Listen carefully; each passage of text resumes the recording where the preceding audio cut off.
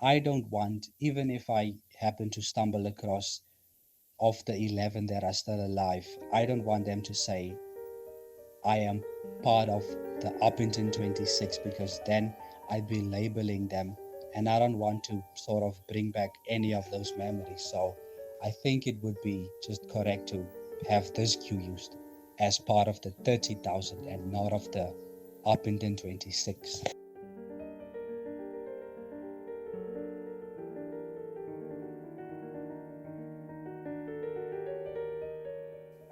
I went ahead and read about what actually happened, and it's this tragic incident where a municipal commander by the name Jetta Setwala was at the end murdered brutally, right?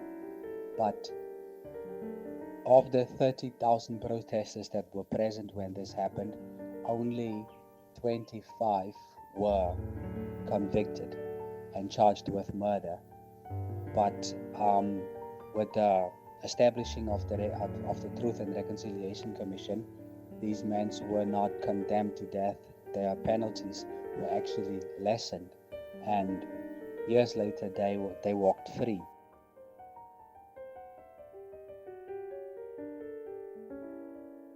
It is known that these people, the apartheid government, the National Party, forcefully removed people from their land. Now, these lands were back then in high value areas. We didn't know that, but these lands that people started living on were next to the Orange River, which is primarily where the central business district is today.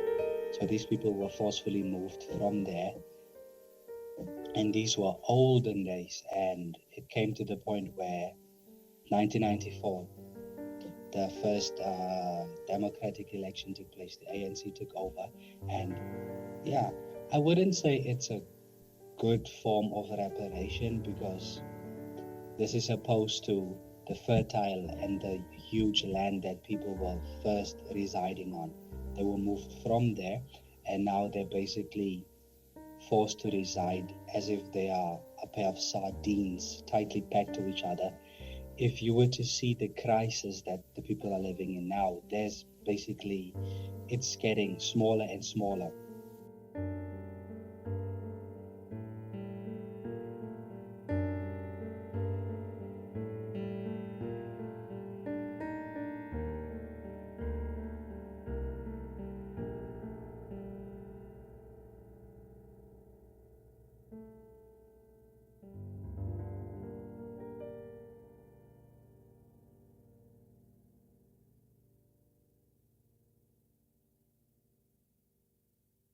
The first question is, what was it like being a young man subjected to all these laws, amongst others the Group Areas Act? Because the Group Areas Act is this act whereby people were basically required to live in certain parts of Upington based solely on their color. So that is the reason why African people, especially your black ones, would predominantly be situated in Papalelo. Your coloureds in other places near Harry Surke Hospital, and your affluent white people near the riverbanks.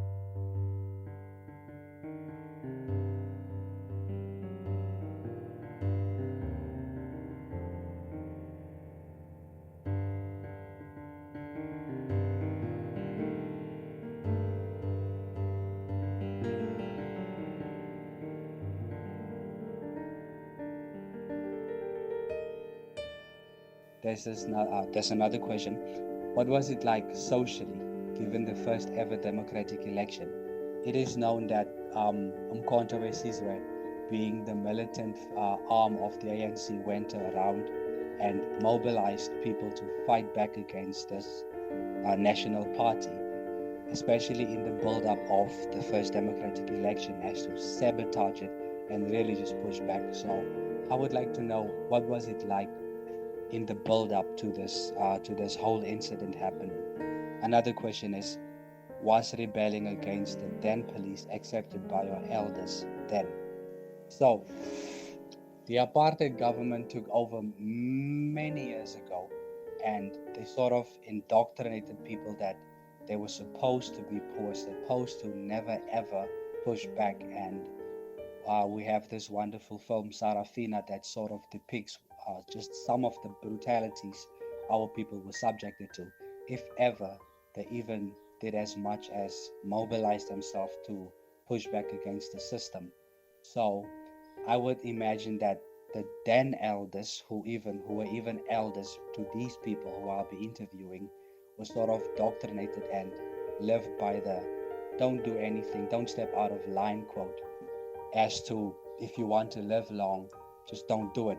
So I would want to know that, is it solely the youth that came up with this idea of mobilizing themselves and pushing back in masses, or was there an influence of their elders? Did they have the support of their elders? I would imagine 30,000 to be quite the number back then. So I would expect some of their elders to also have been part of this struggle. So was rebelling openly accepted? And the last question I have, the ultimate killing of Jetta Setwala, did it leave the protesters with a sense of victory? It is known that people such as Jetta Setwala, being a municipal commander, was used as Pimpi, which is an informant on the inside. So I would imagine that part of his job description would be to always snitch, quote unquote, on the people who were of his color.